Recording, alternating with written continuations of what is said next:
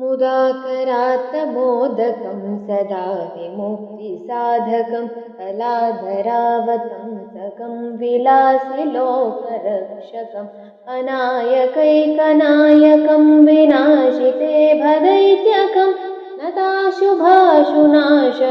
नमामि तं विनायकम्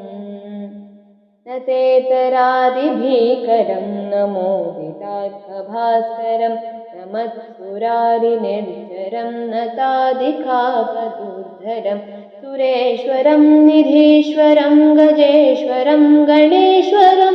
महेश्वरं तमाश्रये परात्परं निरन्तरम् समस्तलोकशङ्करं निरस्तदैत्यकुञ्जरं दरेदरोदरं वरं वरे भवक्रमक्षरं कृपाकरं क्षमाकरं मुदाकरं यशस्करं मनस्करं नमस्कृतां नमस्करोमि भास्करम् अकिञ्चनातिमार्जनं चिरन्तनोक्तिभाजनं पुरारिपूर्वनन्दनं सुरारिगर्वचर्वणं प्रपञ्चनाशभीषणं धनञ्जयादिभूषणं कपोलदानवारणं भजे पुराणवारणम्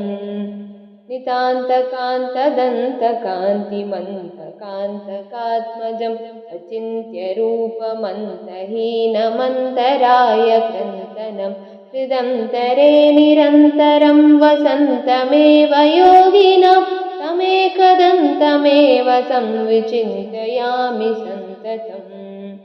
महागणेश पञ्चरत्नमादरेण योऽन्वहं प्रगायति प्रभातके हृदि स्मरन् गणेश्वरम् अरोगतामघोषतां सुसाहितीं सुपुत्रतां समाहितायुरष्टभूतिमभ्युपैति सोजिरात्